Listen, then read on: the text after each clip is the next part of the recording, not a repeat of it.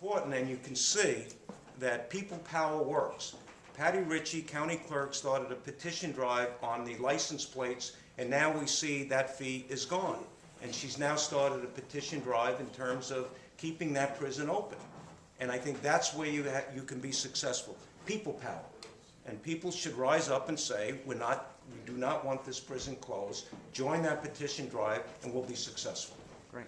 Question for you, Senator. There's a couple of Democratic senators I think that you think are viable who could be taken out. Could you talk a little bit about who those people might be and who the candidates who might run against them? I mean, I think that you have to look at what the Democrats said they would do if they took over the majority and what's occurred.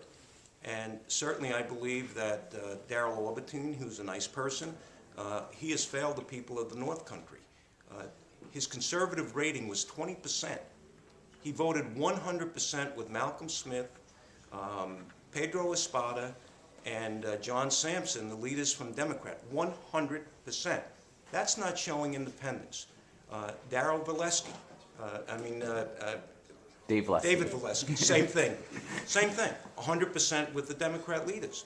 Bill Stakowski from the Buffalo area, same thing, 100%.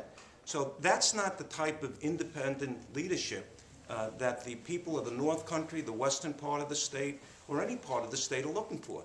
That imposed upon you $8.5 billion in taxes, $13 billion more in spending.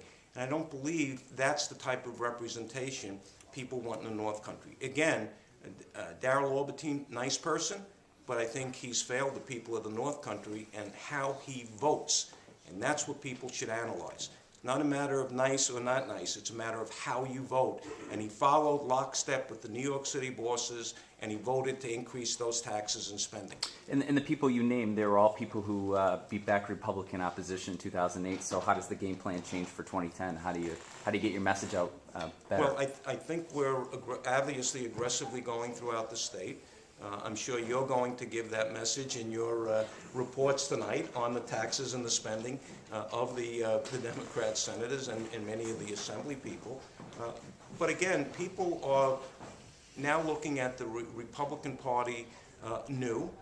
It's a new era, and I think they're not happy with the fact that whether it's Washington or whether it's Albany or whether the way it was in Nassau County, that everything was controlled by Democrats. In Nassau County, we now elected a new unknown county executive, Ed Mangano, who beat Tom Suozzi, who people thought could never lose an election, and we won back the county legislature.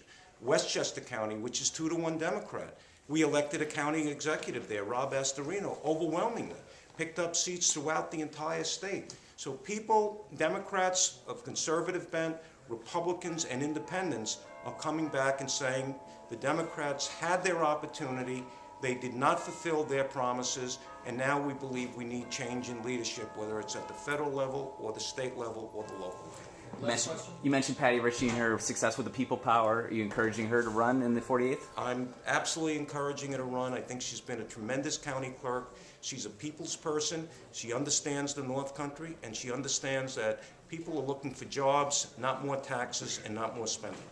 Thanks for your time, Thank everyone. you. Thank you.